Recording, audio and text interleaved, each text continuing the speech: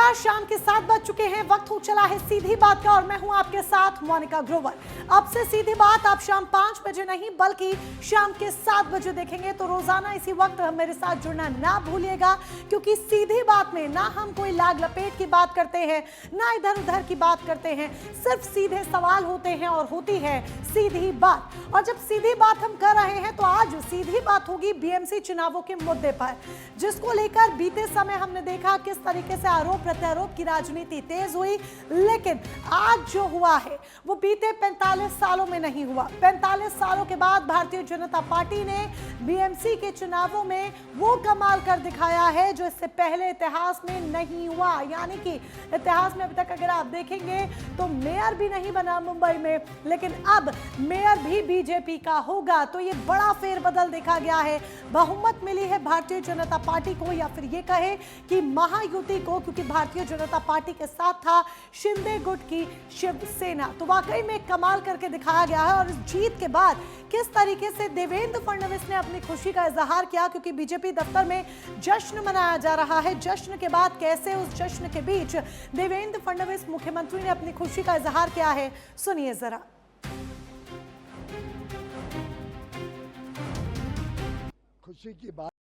खुशी की बात है कि महाराष्ट्र में फिर एक बार महायुति ने अपना जनता का विश्वास प्राप्त किया है, आशीर्वाद प्राप्त किया है।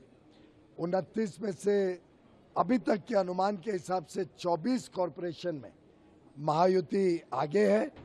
मेरी जीत के लिए कहूंगी, मैं यही कहूंगी कि हमारे जो विकास है, हमारे प्रधानमंत्री जी ने जो देश में और महाराष्ट्र में विकास के लिए बहुत सहकार या सहयोग किया है, उसी तरह से हमारे देवेंद्र जी ने जो किया है, हमारी युति ने जो किया है, उसकी जीत है। नहीं, इसमें रिएक्शन देने का अब तक समय आया नहीं है। मुंबई में मतगणना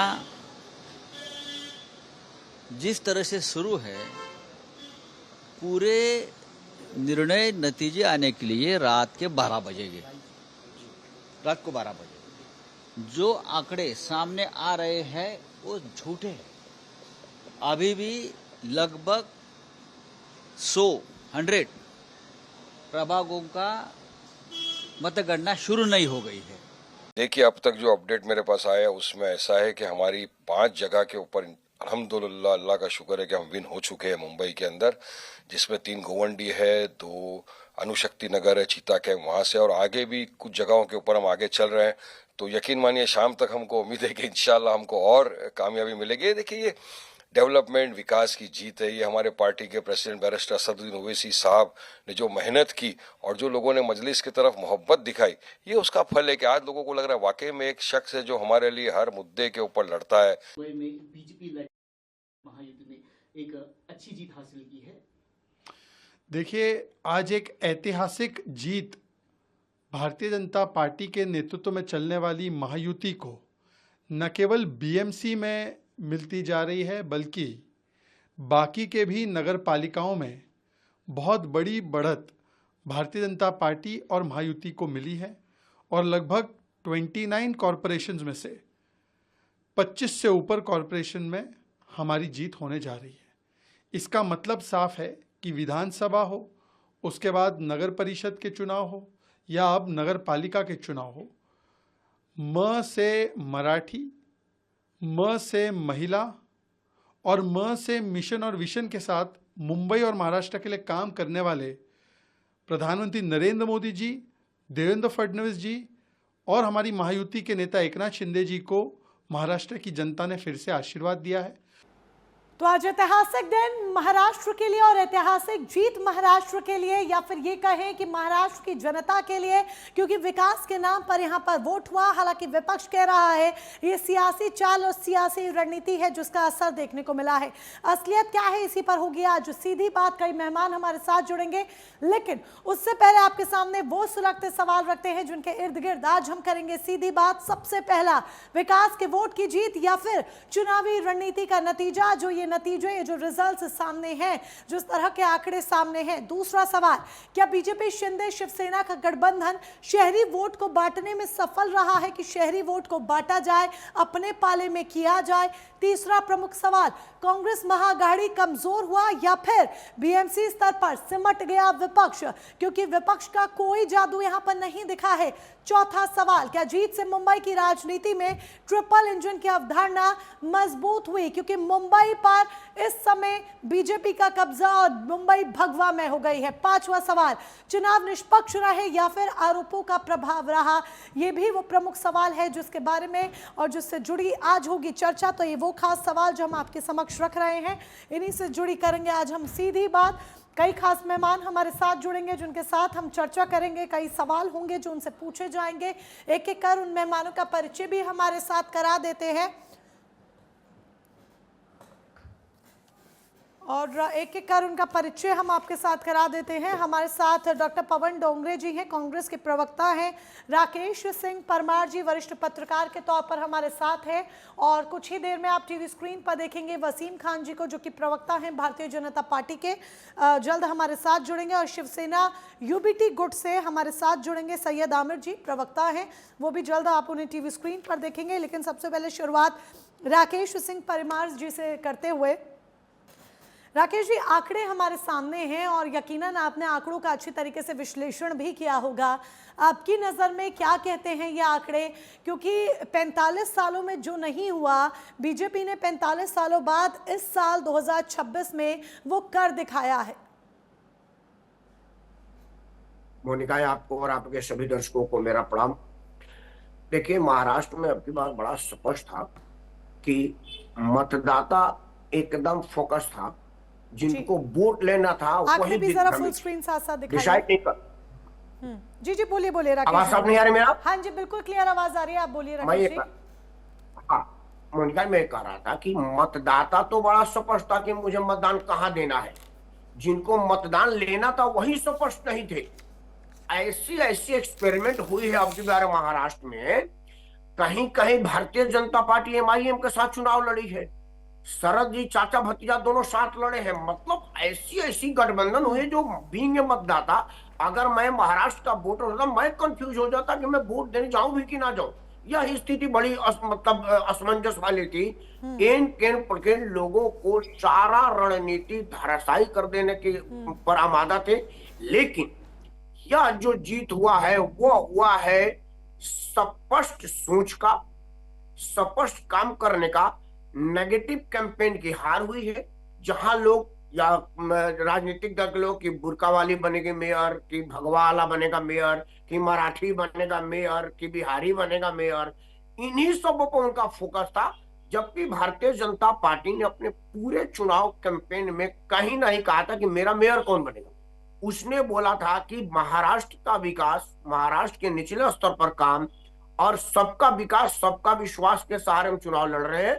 इसीलिए लोगों ने भारतीय जनता पार्टी को वोट दिया, क्योंकि वहां पर यह स्पष्ट था कि विकास के नाम पर वोट मांगा जा रहा है, बुरके के नाम पर, बिहारी के नाम पर, मराठी के नाम पर या किसी और नाम पर वोट नहीं मांगा जा रहा है।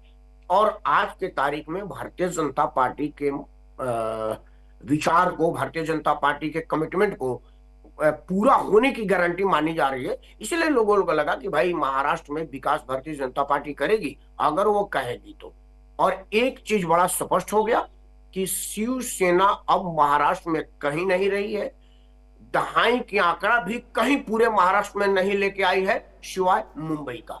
तो राकेश जी, क्या ये समझा जाए कि लोगों ने जो वोट किया वो विकास के नाम पर ही वोट किया? ये जो वोटिंग हुई है, बम्पर वोटिंग हुई है, ये विकास के नाम पर ही वोटिंग हुई है? निस्संदेह यह विकास के नाम पर हुई है, क्योंकि जो जो लोग इस चुनाव मैदान में थे, जो राजनीतिक दल के लोग थे, सबका अपना एक एजेंडा था। कोई कह रहा था कि मेरा मेयर बुर्का वाली बनेगी, कोई कह रहा था कि मराठी मानुस बनेगा, कोई कह रहा था कि फलाना बनेगा। अब ये बताइए कि हम वोट आदमी को वोट देने जाएंगे कि अपने काम के लिए देने जाएंगे? मुझे क्या मतलब कि मराठी बनेगा या बुर्का वाले बनेगी, कि पगड़ी वाला बनेगा, कि तिलक वाला बनेगा। हमको मतदाता के रूप में काम वाला आदमी चाहिए। भारतीय जनता पार्टी ने मेयर का डिक्लेयर नहीं किया कि मेरा मेयर कौन बनेगा। भारतीय जनता पार्टी अगर कह देती कि मेरा मराठी बनेगा तो वो नेगेटिव कैंपेन में चली जाती। डॉक्टर पवन डोगरे हैं, कांग्रेस के प्रवक्ता। डोंगरे साहब क्या कहेंगे? क्या विपक्ष सिमट गया है? बीएमसी के जब चुनाव हो रहे हैं बीएमसी के स्तर पर, कांग्रेस क्या कमजोर हो गई है? वैसे ही बीजेपी की तरफ से ये बोला जाता है कांग्रेस कमजोर हो रही है, कमजोर हो रही है। अब बीएमसी स्तर पर भी अगर सिमट जाएंगे तो फिर ये बात पक्की हो जाएगी, इस पर मोहर लग जाएगी कि कांग्रेस वीक होती जा रही है।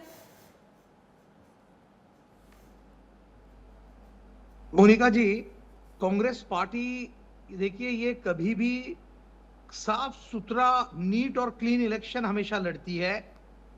इस बार के चुनाव के अंदर जो नतीजे आए हैं, सबसे पहले तो सारे नतीजे सर आंखों पर, क्योंकि जनता का जो भी फैसला होता है ये लोकशाही के माध्यम से होता है और उसको हमको एक्सेप्ट करना पड़ता है।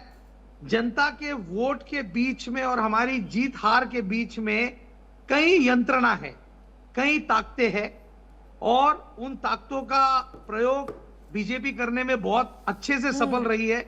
जैसे आपने देखा कि खास तौर पे डिवाइड एंड रूल की पॉलिसी जो फॉरेनर्स करते थे, वही डिवाइड एंड रूल्स की पॉलिसी अब भारतीय जनता पार्टी ने पूरी तरीके से अडॉप्ट कर ली है और अडॉप्ट कर कर जाति के नाम पे, धर्मों के नाम पर बांटना, लोगों के मतों को विभाजित करना, ये सारी चीज में उनकी स्ट्रैटेजी। लेकिन डोंगरे साहब सुनिए, आप कह रहे हैं डिवाइड एंड रूल की राजनीति करी, पर मैंने चर्चा की शुरुआत ही एनालिसिस के साथ की थी जो राकेश सिंह परिमार जी ने एनालाइज किया और उन्होंने कहा कि वोट के नाम, विकास के नाम पर वोट पड़े।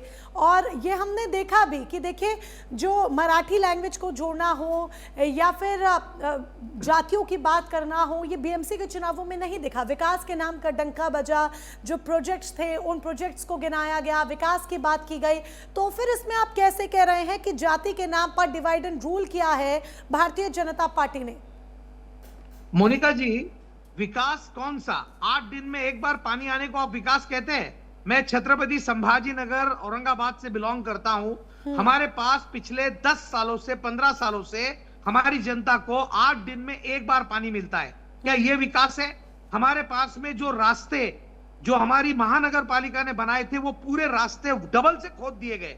आप अगर हमारे शहर में आएंगे उधर तो किसकी आपको जिम्मेदारी है? मैं जानकारी लेना चाहती हूँ डोंगरे साहब, अगर आप औरंगा की बात गिना रहे हैं तो वहां पर जिम्मेदार पद पर कौन है? किस पार्टी का कौन सा नेता है वहां पर? पिछले 30 साल से शिवसेना और बीजेपी है। पिछले 30 सालों से हमारे यहाँ पर शिवसेना और बीजेपी है और शहर की परिस्थिति अत्यंत दयनीय है। जब 1989 के अंदर कांग्रेस की गवर्नमेंट थी, उस समय एशिया का फास्टेस्ट डेवलपमेंट टाउन था और अब हमारी महानगर पालिका डी ग्रेड महानगर पालिका हो गई है, डी महानगर पालिका हो गई है। ये मैंने एक उदाहरण दिया आपको, ये सिर्फ मैंने उदाहरण दिया है। मुंबई की बात ले लीजिए ना, मुंबई के अंदर आप देख लीजिए, बाकी सारे शहरों में देख लीजिए, वाटर ड्रेनेज का जो प्रॉब्लम है, दुनिया भर के मसले हैं, लेकिन भारतीय जनता पार्टी विकास के नाम पर लोगों का ध्यान भटकाती है और किसी भी व्यक्ति को मुद्दे पे न लाकर वो सिर्फ और सिर्फ विभाजित करने की राजनीति चलाती है। और तो आपका कहना है कि विभाजित करने की जो राजनीति की गई है, डिवाइड एंड रूल किया गया, विभाजन करने की जो राजनीति यहाँ पर बीजेपी की तरफ से की गई, ये उसी का नतीजा था कि जनता क्या बहक गई, जनता को बरगलाया गया इसके जरिए? आपको लगता है आज की जनता इतनी नासमझ है जो बातों में आकर वोट कर देगी? क्या जनता को दिखाई नहीं दे रहा कि अच्छा मेरे इलाके में पानी नहीं आ रहा है तो फिर मैं इसको वोट क्यों दूं? आज की जनता बहुत समझदार है जहां तक मुझे लगता है। मोनिका जी, सबसे इंपॉर्टेंट फैक्टर, इस बार प्रभाग के नाम पर इलेक्शंस लिए गए हमारे पास और प्रभाग के अंदर लोगों में संभ्रम निर्माण किया गया है। पहली बार ऐसा था कि 4 वोट देने की प्रक्रिया हमारे पास यहां पर थी। दूसरी बात ऐसी है कि इस प्रभाग के अंदर लोगों के जो वोट थे, एक परिवार के वोट 4 जगहों पे डिवाइड करके डाल दिए गए, यानी एक ही फैमिली का व्यक्ति अलग अलग बूथ के ऊपर उसके वोट किए गए। लोग भाग भाग कर ढूंढ ढूंढ के वोट डालने में परेशान थे। वोटिंग का परसेंटेज हमारे पास में 52 से 53% रहा। आप इमेजिन कीजिए कि कितने कम परसेंट में लोगों को बाहर आने की मौका मिला और उसके ऊपर से ये लॉट ऑफ कंफ्यूजन, यानी हर तरीके का हथकंडा वापरा गया और उसके नतीजे आप लोगों के सामने हर तरीके का बायहुक और बायट्रुक बिठाने की कोशिश की गई। जो आरोप आप लगा रहे हैं इसका जवाब हम वसीम खान जी से लेंगे, लेकिन पहले जरा आरोपों की झड़ी ही सुन लेते हैं पूरी, ताकि वसीम खान जी प्रॉपरली एक ही बार में जवाब दे पाए। थोड़ा सा इंतजार कीजिए वसीम खान जी। सैयद आमिर हमारे साथ हैं, प्रवक्ता हैं शिवसेना यूबीटी की तरफ से। सैयद आमिर जी, मंच पर बड़े जोर शोर के साथ उद्धव ठाकरे और राज ठाकरे एक साथ आए थे, सारे मन मुटाव बुलाकर। क्या हुआ? ठाकरे ब्रदर्स का मैजिक चल नहीं पाया बिल्कुल भी, मतलब बिल्कुल ही नहीं चला, ये तो उम्मीद से भी परे था। नहीं मैडम, ऐसी कोई बात नहीं है मोनिका जी। राज ठाकरे जी और उद्धव ठाकरे जी आए हैं, उनका जादू चलाने की जरूरत नहीं है। आज भी उद्धव ठाकरे साहब का जादू महाराष्ट्र में चल रहा है। ये सिर्फ और चलाने सिर्फ की सत्ते अगर के नशे जरूरत में नहीं है यहाँ तो पे साथ ही डिवाइड एंड क्यों रूल आए की थे? तरह चलाने की जरूरत नहीं है तो साथ क्यों आए थे? बीजेपी ने डिवाइड एंड रूल का जी मैं कह रही हूँ अगर चलाने की जरूरत नहीं है जादू बीजेपी जो आप कह रहे हैं, तो फिर साथ क्यों आए थे? फिर सारे मन मुटाव भुलाकर, गिले शिकवे मिटाकर ये साथ आने की एक मंच पर जरूरत ही क्यों पड़ गई थी? फिर तो ठीक है, जो चल रहा था चलने देते। अरे वो राजनीतिक पक्ष के अलावा वो भाई भी हैं। नहीं भाई इतने सालों से तो राजनीतिक गायब पक्ष के अलावा भाई भी हैं। थे, इतने सालों से तो भाई गायब थे ना। ये बीएमसी के चुनाव में जब आपको लगा कि बहुत बिल्कुल एक्सट्रीमली भाई- टफ भाई- कंपटीशन बिल्कुल है, बुराई- तब भाई अपने भाई को मनमुटाव बुरा- मिटाकर भाई- साथ आ जाते हैं। इतने सालों से भाई कहाँ थे?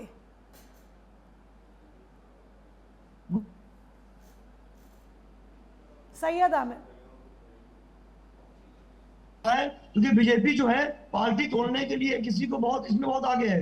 आप देख सकती हैं शरद पवार साहब की राष्ट्रवादी कांग्रेस पार्टी, उन्होंने दो गुट बना दिया। शिवसेना को उन्होंने दो गुट बना दिया। इसी तरह से इन्होंने समाजवादी पार्टी यूपी में गुट बनाने की कोशिश की, शिवपाल यादव को अलग कर दिया। अरे आपके नेता क्या इतने कमजोर है क्या कि बीजेपी के कहने पे गुट बना लेंगे? सैयद आमिर जी, सालों से क्या कर रहे थे? आपके नेता इतने कमजोर हैं क्या कि बीजेपी के नेता के कहने पर पार्टी छोड़ देंगे या अलग गुट बना लेंगे या पार्टी बदल लेंगे?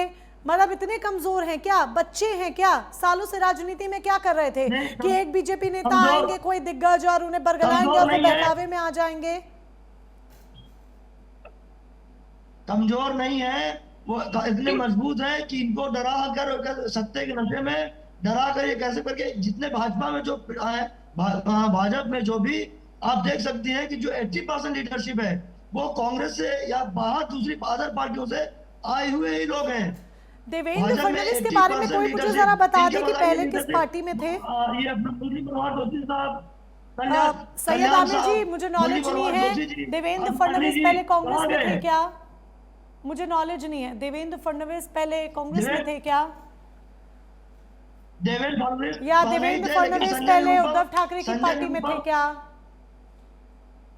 राजहंस सिंह जी देख लीजिए, आप इनको रमेश ये गोल गोल घुमा रहे हैं, इनके पास कोई जवाब नहीं है। जाहिर सी बात है, वही हो रहा है सैयद आमिर जी। ठाकरे ब्रदर्स को लेकर मैं सवाल कर रही हूँ, आप कहाँ से कहाँ पहुँच रहे हैं? स्वीकार कीजिए, जनता के फैसले को स्वीकार करिए। आप आमिर साहब, जनता के फैसले को स्वीकार करिए। आप दोना छोड़िए। आप जनार्दन ने आप आकलन करिए, अपनी हार का आकलन करिए। आप मुद्दे से हटेंगे तो किसी तरह से जनता के जो है जवाब, ये जनता का जवाब यही वो भी हम जानते हैं और वो भी हम जानते हैं। ये बहुत पुरानी बात हो गई है। आज बात करिए जिस तरह से हमारे 25 सालों के बाद जनता ने हमें आशीर्वाद दिया है, की बात करिए। आपके पास कोई जवाब नहीं है। वही गोल मटोल पुरानी बात आप करते हो। जनता ने आशीर्वाद हमको दिया है, जनता जनार्दन ने आशीर्वाद हमको नहीं दिया, आपको ईवीएम ने आशीर्वाद दिया है। आपको यही फर्क है मोनिका जी। अब ये इस बार मैं बहुत खुश हूँ कि इन्होंने ईवीएम में जो है नट वगैरह छोड़ा है। अब वो स्याही पे आ गए। देखिए आज भी मेरे पास स्याही लगी हुई है, ये देखिए हमारी स्याही मिट्टी नहीं है, ये देखिए। दो में फेंका, आपको उसने आशीर्वाद दिया है, आपको जनता जनार्दन ने आशीर्वाद नहीं दिया। आपकी जो रणनीति है ना, जनता जनार्दन ने आशीर्वाद नहीं दिया तो किसने किया भाई? आप हमारे जीत को एलियन आए थे क्या वोट करने? देखिए मोनिका जी, मोनिका जी मुझे समय दीजिए, मुझे समय नहीं मिल पाया। ठीक है सैयद आमिर जी, समझ में आ रहा है कि शायद आपके पास जवाब नहीं है। सैयद आमिर जी, आरोपों की राजनीति खत्म कीजिए, समझ में आ रहा है कि जवाब नहीं है। अच्छी बात ये होती है कि अच्छे विपक्षी नेता की जिम्मेदारी और अच्छे विपक्षी नेता की पहचान ये होती है कि वो ये कहे कि ठीक है इस बार हमारा मैजिक नहीं चल पाया, लेकिन अगली बार हम उतनी कड़ी मेहनत और अच्छी रणनीति के साथ आगे आएंगे। सिर्फ आरोपों की राजनीति मत कीजिए। लौटूंगी मैं आपके पास। वसीम खान जी, देखिए आरोपों की राजनीति लेकिन हो रही है, जो हो भी रही है, चाहे आप डोंगरे साहब की बात सुन लीजिए या सैयद आमिर की बात सुन लीजिए, ये बार बार आरोप लग रहे हैं कि एक स्ट्रैटेजी के तहत भारतीय जनता पार्टी जीती है। अब ये कौन सी स्ट्रैटेजी थी? क्या भारतीय जनता पार्टी ने मैजिक किया कि इतनी बम्पर जीत मिली है? 45 सालों में जो नहीं हुआ वो इस बार रिजल्ट्स में देखने को मिला है। देखिए मोनिका जी, सबसे पहले मैं मुंबई की जनता का बहुत हृदय से धन्यवाद करता हूं कि उन्होंने माननीय देवेंद्र फडणवीस जी की गारंटी पर भरोसा किया और जो मराठियों के हितैषी, नकली हितैषी बनते हैं, जिन्होंने उनके बारे में तो बात की लेकिन उनके लिए कुछ नहीं किया, उनको नकारा है। देखिए हमने एजेंडे के मुद्दे पर चुनाव लड़ा और हमारे एजेंडे को ही यहाँ की जनता ने आशीर्वाद दिया। अब ये गोल गोल घुमाएंगे, नई नई चीजें लाएंगे। अभी तक ईवीएम पर ये ठीकरा फोड़ते थे हार का, अब ये स्याही पर फोड़ रहे हैं। हमारी जो प्लानिंग पे वो कर रहे हैं। हाँ, हमारा संगठन हमारी ताकत है, हमारी प्लानिंग हमारी ताकत है। हमारे नेता, हमारा शीर्ष नेतृत्व रात को 3 बजे, 4 बजे, 5 बजे जाकर प्लानिंग करता है, क्योंकि हमें मुंबई का विकास करना है।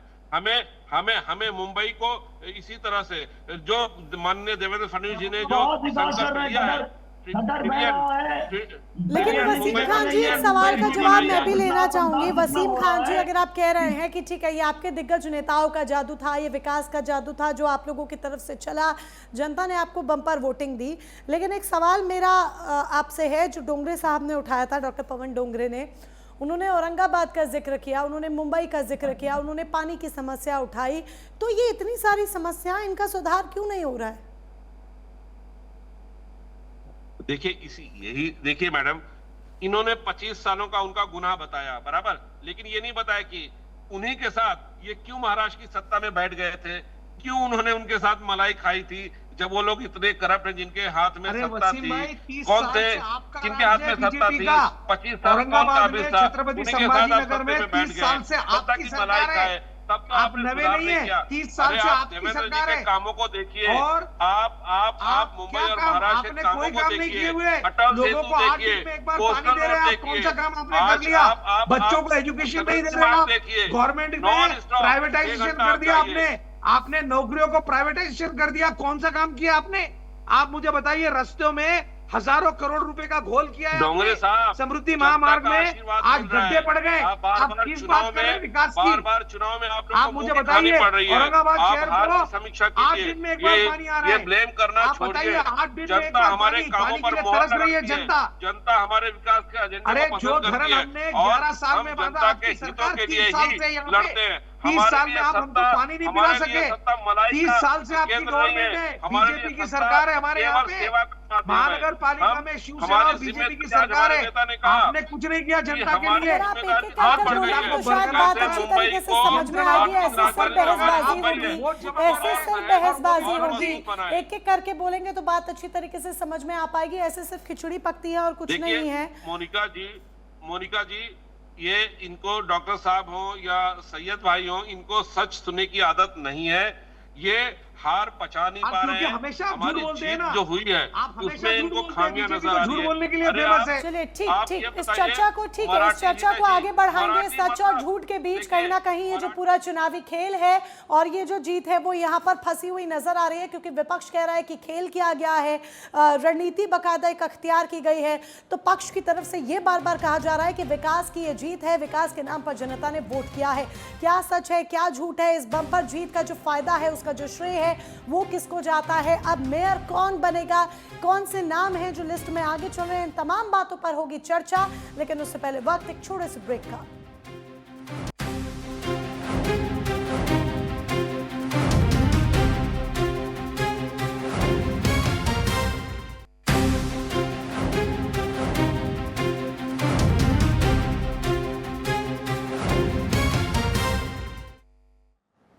सीधी बात में आज हम बात कर रहे हैं बीएमसी के चुनावों की, जिसमें 45 साल बाद जाकर भारतीय जनता पार्टी का मुंबई पर एक राज, एक बादशाहत देखने को मिली है। वो कब्जा देखने को मिला है, वो दबदबा देखने को मिला है जो बीते कई सालों तक देखने को नहीं मिला था। और ऐसे में अब कौन मेयर होगा, इसको लेकर भी चर्चा का जो बाजार है वो गर्म हो चुका है। फिलहाल जश्न भी लगातार बीजेपी के दफ्तर में मनाया जा रहा है। उस जश्न की तस्वीरों को भी हमने आप तक को दिखाया था, लेकिन फिलहाल कई खास मेहमान हमारे साथ हैं। चर्चा को आगे बढ़ाते हैं उनके साथ।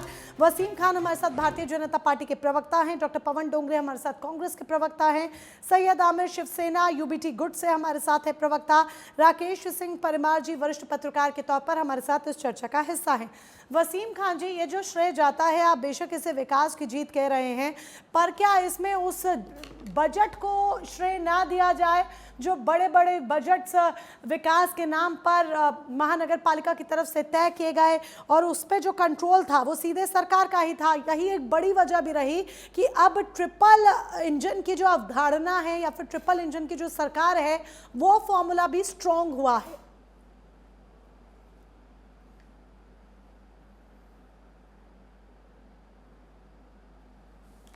अनम्यूट कीजिए पहले वसीम खान जी, आपकी ऑडियो नहीं आ पा रही है, अनम्यूट कीजिए। देखिए, इम्प्लीमेंट करना हमारी जिम्मेदारी है और आप देखेंगे पिछले 10 वर्षों में अगर जो 2-2.5 साल का इनका कार्यकाल छोड़ दिया जाए तो मुंबई में बहुत ही विकास के काम हुए हैं, बहुत ही विकास के कार्य हुए हैं। इसी को देखते हुए जनता ने विधानसभा में भी हमें प्रचंड बहुमत दी। अब 25 वर्षों के बाद हमें एक बार फिर बीएमसी में आने का मौका मिला और हम आगे मेयर बनाकर मुंबई को और विकास से सराबोर करेंगे। मुंबई तो कौन जिस होगा तरह से अब आपको ये पता है कि आर्थिक मेयर, राजधानी मेयर कौन होगा? क्योंकि जो नाम है उस नाम को आपने पहले डिस्क्लोज, आ रही हूँ पवन डोंगरे जी, आ रही हूँ, आपने पहले नाम कुछ भी डिस्क्लोज नहीं हुआ, कुछ भी नहीं हुआ, नाम की कोई ऐसी चर्चाएं भी बड़े लेवल पर सामने नहीं आई, तो अब किसके नाम पर मोहर लगेगी, किसका नाम आगे चल मेयर रहा है? मुंबईकर होगा, मेयर मुंबईकर होगा, मुंबई में रहने वाला हमारा मराठी होगा। मुंबई को जो 24 घंटा काम करके मुंबई को विकास की तरफ अग्रसर करेगा और ये तय हमारे अलायंस के पार्टनर के साथ हमारे शीर्ष नेतृत्व हमारा ये करेगा। माननीय देवेंद्र फडणवीस जी हमारे मुंबई के अध्यक्ष, हमारे अलायंस पार्टनर, हमारे जो एनडीए के जो घटक है उनके साथ बैठकर सारी चीजें तय होगी।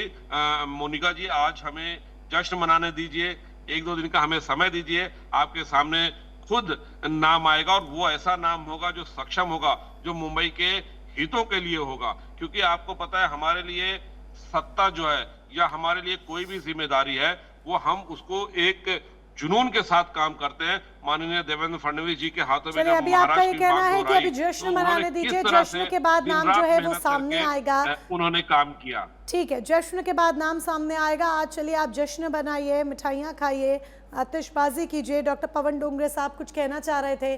डोंगरे साहब आप अपनी बात भी रखिए और इसके साथ ही अपनी बात पूरी रखिए जो आप कहना चाह रहे थे। इसके साथ ही मेरा सवाल ये भी कि आपको ये नहीं लगता कि महाविकास आघाड़ी में कांग्रेस एक कमज़ोर लेवल पर या फिर कमज़ोर पार्टनर के रूप में अब स्टैब्लिश हो चुकी है, क्योंकि अब वो तवज्जो नहीं मिल रही है, या फिर अब बीएमसी में भी आप रिजल्ट्स देख लीजिए या वैसे भी कर लीजिए, ऐसा क्यों सिचुएशन वाइज देखने को मिल रहा है कि कांग्रेस अब साइड होती जा रही है? मोनिका जी, कांग्रेस ने स्वबल के ऊपर इलेक्शन लड़ा है और कांग्रेस ने, हमारी जो सेंट्रल कांग्रेस है, उन्होंने ये आदेश दिए थे कि आप आपके इंडिविजुअल लेवल पर, स्थानिक लेवल पर आप कांग्रेस पे इलेक्शन लड़िए। एक छोटा सा सवाल मेरे भाई यहाँ पर जो प्रवक्ता है बीजेपी के, उनको करना चाहता हूं, इनका विकास और महिलाओं के प्रति कितना सक्षम है ये 2 मिनट में दिख के आ जाएगा। मैं आपको सिर्फ पूछना चाहता हूं, आपके राष्ट्रीय महिला अध्यक्षा का नाम बोल सकते हैं आप वसीम भाई? बिल्कुल, जो आपकी जैसे हमारे पास अलका बिल्कुल, लांबा है, बिल्कुल हमारे महाराष्ट्र की है, हमारी बहन डॉक्टर है, हमारी बहन है महाराष्ट्र की है। मैंने राष्ट्र की पूछा, जैसे राष्ट्र में राष्ट्रीय अल्पसंख्यक आयोग, सुनिए, राष्ट्रीय अल्पसंख्यक आयोग की जो अध्यक्ष है वो हमारे महाराष्ट्र की है। डॉक्टर, एक प्रश्न है भाई साहब, प्रवक्ता को टीवी के माध्यम से आप जो बोल रहे हैं सर्च कर लीजिए, महिला अध्यक्ष का नाम बोल दीजिए। चलिए बाकी सब छोड़ दीजिए विकास का, महिला अध्यक्ष आपके नहीं, देश की अमित शाह जैसे ये है, महिला अध्यक्ष का नाम बता दीजिए प्लीज। जेपी नड्डा जैसे आपके अध्यक्ष है, महिला अध्यक्ष का नाम बता दीजिए। जैसे हमारी नहीं, बिल्कुल हमारी तमिलनाडु की बहन है, श्रीनिवासन है, तमिलनाडु की श्रीनिवासन है, अल्पसंख्यक आयोग की आपने महिला अध्यक्ष का आप करेंगे क्या, ये तो बताइए डोंगरे साहब, जो उनका पूरा IQ टेस्ट ले रहे हैं आप। कैडर चलता है। अरे छोटा सा सवाल, मीनिंग जरा समझा दीजिए, मतलब नहीं समझ पा रहे हम यहाँ पर। आपके पास एक कंफर्म है, विनीता श्रीनिवासन नाम है, पूरा हमारे यहाँ कंफर्म नहीं है राष्ट्रीय अध्यक्ष कौन बनेगा।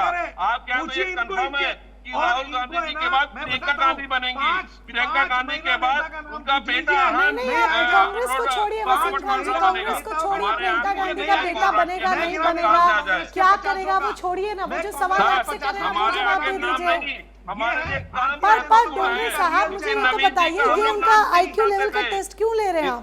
नवीन का हम लोग नाम भी नहीं जानते थे, ये उनके IQ लेवल का। जी परमार जी कुछ कहना चाह रहे हैं। देख लीजिए मोनिका जी, ये है भारतीय जनता पार्टी का चेहरा। एक सेकंड, मुझे ये IQ टेस्ट आप क्यों ले रहे हैं वो समझ में नहीं आया। ठीक है, एक सेकंड जरा रुकिए, राकेश जी कुछ कहना चाह रहे हैं। जी राकेश जी, ये IQ का टेस्ट क्यों हो रहा है भाई, की डेजिग्नेशन पूछी जा रही है, नाम पूछे जा रहे हैं।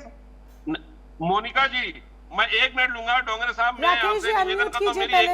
1 मिनट आप बात सुन लीजिए। राकेश जी अनम्यूट मैडम कीजिए। मोनिका जी, हाँ जी मोनिका जी, मोनिका जी, मोनिका जी, देखिए हम मैं आपको बताऊं बची नहीं है, अखिलेश यादव पूरे देश ने देख लिया वसीम भाई, अध्यक्ष कौन बनेगा, पूरे देश ने देख अरे लिया। वसीम खान जी सभा में कहां से चले गए हैं? ठीक है, एक सेकंड रुकिए, दोनों रुक जाइए, शान। ठीक है, दोनों रुक जाइए, हल्ला मत कीजिए प्लीज, दोनों रुक जाइए, दोनों के लिए पॉइंट है, दोनों रुक जाइए। एक सेकंड होल्ड कीजिए, राकेश जी कुछ कहना चाह रहे हैं। अरे वसीम खान जी रुकिए। एक सेकंड लगातार टेप मत ऑन कीजिए भाई, लगातार टेप मत ऑन कीजिए, दोनों को वही कह रही हूँ मैं, रुक जाइए जरा। मुझे ये समझ में नहीं आ रहा है ये IQ का टेस्ट क्यों लेने बैठ रहे हैं डोंगरे साहब। दूसरा, वसीम खान जी समाजवादी पार्टी पे कहां से पहुंच गए, यूपी आपको कहां से याद आ रहा है इतना। मैं राकेश जी का रुख करना चाहूंगी, एक सेकंड। राकेश जी, क्या यहाँ पर बातों को घुमाने की कोशिश की जा रही है? मोनिका मैं भी प्रश्न पूछ लेता हूँ जब विकास की बात नहीं हो रही। ये डॉक्टर साहब मेरे को बता दें कि सोनिया गांधी के पहले क्या नाम था, इनके सर्वोच्च नेता है। सोनिया गांधी का शादी से पहले क्या नाम था बताइए डॉक्टर साहब, डोंगरे साहब।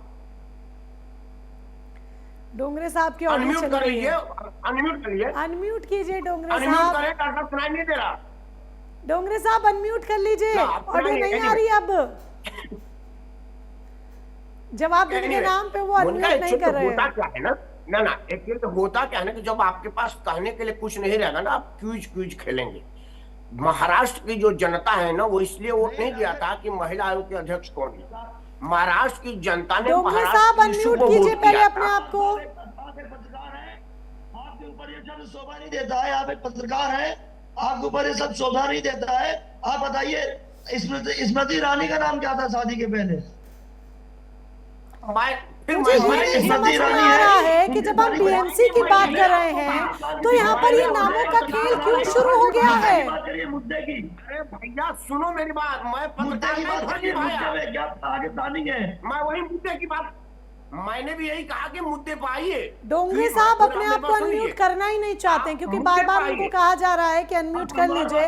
लगता है वो जानबूझ के अनम्यूट करना ही नहीं चाह रहे कि अब बोलना ना पड़े।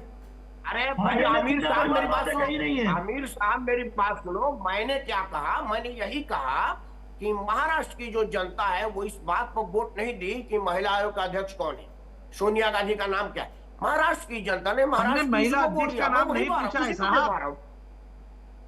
राकेश जी, मैंने महिला आयोग का नहीं नाम पूछा है, आप सोच लीजिए। मैंने उनके पार्टी की राष्ट्रीय महिला अध्यक्ष का नाम पूछा है, जैसे जेपी नड्डा जी उनके राष्ट्रीय अध्यक्ष थे, मैंने महिला का नाम पूछा है। मुझे एक बात बता दीजिए डोंगरे जी, नामों की राजनीति क्यों शुरू कर रहे हैं? महिला अध्यक्ष का नाम भी नहीं पता है। मैं ये आपको बताना चाह रहा हूँ कि भारतीय जनता पार्टी के लोग सिर्फ कितने स्वार्थी हैं। समझिए बात को, सिर्फ टाइम क्या वेस्ट विकास कर रहे हैं, करेंगे कुछ नहीं कर रहे ये हैं। देश में हमारी माँ बहनों को अगर सम्मान नहीं दे सकते तो ये क्या विकास करेंगे, मुझे बताइए। राकेश जी आप बताइए। भाई अरे यार क्या बात कर रहे हैं आप डोंगरे साहब, नामों से शुरू होके नामों को विकास पे जोड़ रहे हैं। अरे ये तो उनकी चॉइस है, मेल रख रहे हैं कि फीमेल रख रहे हैं, उनकी नहीं मोनिका जी, मेल फीमेल की मैं बात नहीं कर रहा हूँ, मैं सिर्फ इनको पूछना चाहता हूँ कि इनके महिला अध्यक्ष का नाम तो बता दीजिए। जैसे हम बोल रहे हैं हमारी महिला अध्यक्ष अलका लांबा है, हमारे राष्ट्रीय अध्यक्ष मल्लिकार्जुन खड़गे है। एक सेकंड सुनेंगे डॉक्टर साहब, सुनेंगे डॉक्टर साहब, डोंगरे साहब, हमको महिला आयोग का नाम भी पता है, हमारी महिला अध्यक्ष सुनीता श्रीनिवासन का भी नाम पता है, विजयताई राडकर के भी नाम पता है। टाइम वेस्ट करने में आप लोग सारे लगे हुए हैं, मुझे समझ में नहीं आ रहा है। हमारे यहाँ नाम का अध्यक्ष नहीं होता है। म्यूट कीजिए, सबकी ऑडियो म्यूट कीजिए ताकि मेरी ऑडियो सिर्फ इन 3 तक पहुंचे। अब आप 3 जरा मेरी बात यहाँ पर ध्यान से सुन लीजिए। इन 3 में मैं बकायदा नाम गिना देती हूँ, वसीम खान जी, डॉक्टर पवन डोंगरे, सैयद आमिर। यहाँ पर महिलाओं के नाम, महिलाओं के पद को लेकर चर्चा ना शुरू करें, फालतू का ये टाइम यहाँ पर जाया ना करें। मुद्दा बीएमसी चुनाव है, बीएमसी चुनाव पर बात कीजिए, उन सवालों का जवाब आप बीएमसी चुनाव से जुड़ा ही दीजिए। बात को इधर उधर घुमाने के लिए फालतू के टॉपिक्स मत स्टार्ट कीजिए, प्लीज टाइम वेस्ट मत कीजिए। अगर आपके पास जवाब नहीं है तो आप में से जो भी इच्छुक है चर्चा छोड़ के जा सकता है। मैंने अपनी बात पूरी कह दी, आप तीनों के कान में उम्मीद करती हूँ ये बात पहुंच गई होगी। अब चर्चा को आगे बढ़ाते हैं। पवन डोंगरे जी, क्या आपको ये लगता है कि वक्त के साथ कांग्रेस कमजोर हो रही है, चाहे वो महाअघाड़ी के हिस्से में कांग्रेस हो या फिर अगर एक अकेले पार्टी के तौर पर कांग्रेस की बात की जाए, क्योंकि आप सिर्फ राष्ट्रीय लेवल की ही हम यहाँ पर बात नहीं कर रहे, अभी तक राष्ट्रीय स्तर की बात होती थी, राज्य के स्तर पर बात होती थी, लेकिन अब जब ये बीएमसी के रिजल्ट सामने आए हैं तो ये जो एक तरह से छोटे चुनाव, आप एक तरह से कह लीजिए कि बीएमसी का जो स्तर है उस स्तर पर भी कांग्रेस अब सिमट गई है, तो आपको नहीं लगता कि अपने आप को बकल अप करने की नीड है? मेरी बात मोनिका जी, कांग्रेस कोई कमजोर नहीं हुई, कांग्रेस पूरी ताकत के साथ लड़ रही है, स्वबल पे कांग्रेस ने लड़ा। अगर कांग्रेस कमजोर होती तो कांग्रेस किसी और पार्टियों का सपोर्ट लेके लड़ने की बात करती, मगर कांग्रेस ने इस चुनाव के अंदर अगर आप देखेंगे स्वबल के ऊपर कांग्रेस ने लड़ा। कांग्रेस ने 165 उम्मीदवार दिए बीएमसी के अंदर, जहां पर एक 230 उम्मीदवार थे, वहां से 165 उम्मीदवार हमारे मैदान में आए। दूसरी बात है, आपको बताना चाहता हूं, संविधान की रक्षा करने के लिए कांग्रेस पार्टी लोकशाही के माध्यम से इलेक्शन को लड़ती है, किसी दबाव तंत्र को बीच में नहीं लाती है, किसी भी तरह का धन शक्ति का हम प्रयोग नहीं करते हैं, हम लोकशाही के माध्यम से इलेक्शन लड़ते हैं और कांग्रेस ने उसी लोकशाही के दम पर इलेक्शन लड़ा है। हमारे पास कोई यंत्रणा नहीं है कि जिन यंत्रणाओं का प्रेशर डाल के हम इलेक्शन लड़े। हमारे पास में voter list, bogus voter list नहीं है जिसको लेकर हम चुनाव लड़ते हैं। हमारी वोटों की चोरी की जा रही है तो भी हम ईमानदारी से वोटिंग लड़ते हैं। हम चुनाव आयोग को 10 बार बता चुके हैं कि हमारे मतों को काटा जा रहा है, हमारे मत जो है उनको लोगों के लिस्ट से कम किया जा रहा है। कहीं कहीं लोगों में स्लम के लोग जब वोटिंग करने जा रहे हैं वहां पर उनके नाम पूरी तरीके से काट दिए गए हैं। लिस्ट में अगर उनका नाम है तो बूथ में उनके नाम नहीं है। इस तरीके का चोरी के आरोप यहाँ पर कांग्रेस की तरफ से लग रहे हैं और ये पहली बार नहीं है, ये वोट चोरी के आरोप पहले भी लगते रहे हैं। इसको लेकर वसीम खान जी से भी जवाब लिया जाएगा और राकेश सिंह परिमार जी से भी मैं इस बारे में थोड़ी ग्राउंड रिसर्च करना चाहूंगी, लेकिन पहले सैयद आमिर जी का भी हम यहाँ पर रुक कर लेते हैं। सैयद आमिर जी, क्या आपको ये लगता है कि इस बार जो शिवसेना थी वो देखिए 2 धड़ों में बढ़ चुकी है, एक तरफ उद्धव ठाकरे का गुट है तो एक तरफ शिंदे गुट है, क्या ये 2 धड़ों में बंटने की वजह से भी आपका जो वोट बैंक था वो बट गया और यही एक बड़ी वजह रही कि इस बार बीएमसी में वो मैजिक नहीं दिखा जो कभी दिखा करता था? मोनिका जी, पहली बात, हमें गद्दारों से कोई फर्क नहीं पड़ता, हमारा गद्दारों से हमें कोई फर्क नहीं पड़ता। हमारी जो एक्चुअली क्या है, जो भाजपा का जो रणनीति थी, रणनीति नहीं कूटनीति यूज किया इन्होंने क्या किया, पूरे वार्ड रचना को यहाँ से तोड़ मरोड़ के या एकदम पूरा मैच को खराब करने का काम किया।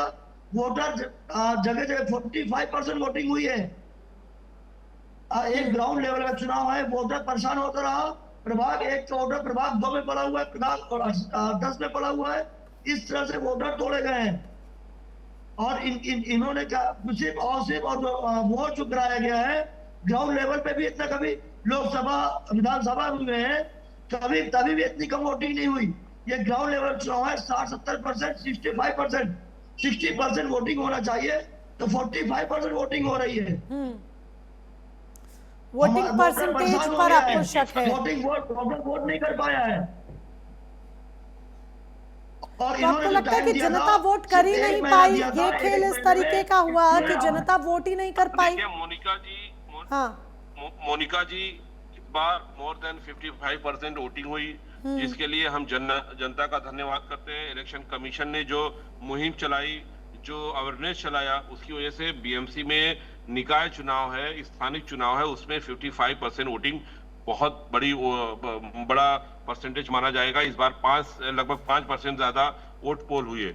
देखिए, जब ना नीति सही हो, ना नियत साफ हो, और ना जिनके पास नेता हो ना, तो उनके पास यही सब बोलने के लिए होगा।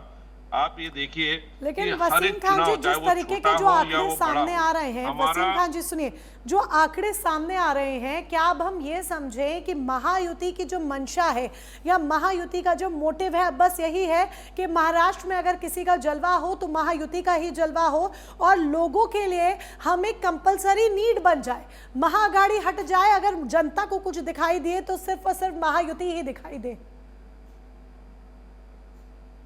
देखिए, हमारे पास ये सिर्फ और सिर्फ नियत साफ है, हमारी नीति सही है, हमारे पास योजनाएं हैं, हमारे पास सारी चीजें हैं। इसके लिए जनता हमें चुनाव लगाती है।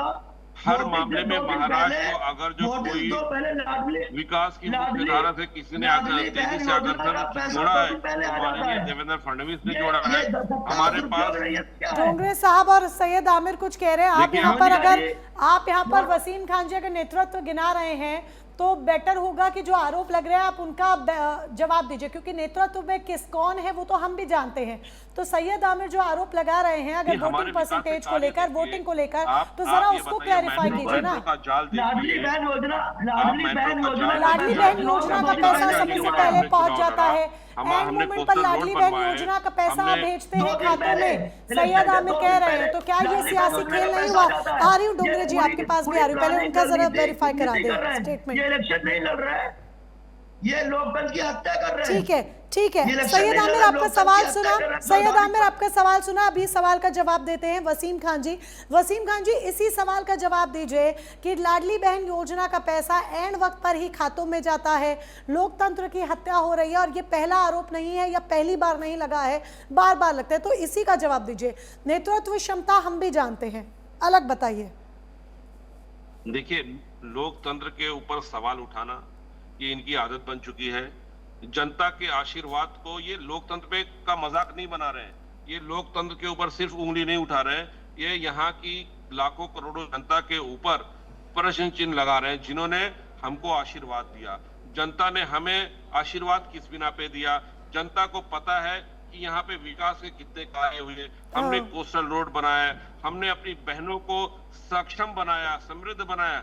आज हमारी बहनें 1500 तो कुल मिलाकर विकास का ही जो नारा है वो यहाँ पर वसीम खान जी बार बार लगा रहे हैं, और इसको जरा मैं और एक्सप्लेनेटरी वे में, और इसको थोड़ा हम अच्छी तरीके से अगर समझ पाएंगे तो निष्पक्ष तरीके से राकेश सिंह परमार जी क्लियर जवाब दे पाएंगे। आ रही हूँ सैयद आमिर जी, हम राकेश जी से जरा ये सवाल लेना चाहते हैं। राकेश जी, क्या आपको वाकई में लगता है जो चुनाव हुए वो पूरी तरीके से निष्पक्ष हुए? क्योंकि विपक्ष अगर वोटिंग परसेंटेज की बात कर रहा है, लाडली बहन योजना की बात कर रहा है, पोलिंग बूथ्स की बात कर रहा है कि लोगों को अपना वोट करने के लिए बूथ ढूंढने में परेशानी हुई, लिस्ट में से नाम नहीं थे, ये तमाम जो बातें अगर हो रही हैं, तो आपको लगता है वाकई में चुनाव पूर्णतः निष्पक्ष हुए? देखिए, अगर पूर्णतः निष्पक्ष की आशंका है तो जहां जहां आप जीते वहां रिजाइन कर दीजिए और कहिए कि यह चुनाव बिल्कुल फेक था और बिल्ला बेमतों का था, हमको दोबारा चुनाव में जाना है।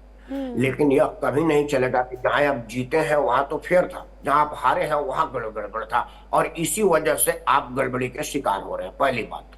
दूसरी बात, देखिए, निगम के चुनाव में मतदान कभी 70% 90% नहीं हुआ, कहीं भी नहीं हुआ, देश भर में कहीं भी नहीं हुआ, मुंबई में तो छोड़ दीजिए। तो मतदान आप अपने पर सोचा करिए। अब देखिए, पहले क्या था कि ईवीएम हैक था, ईवीएम जब कुछ दिन तक चला, आप लोगों को लगने लगा कि यार ये ठीक नहीं है, तो अब आप वोट चोरी वाला मामला लाए।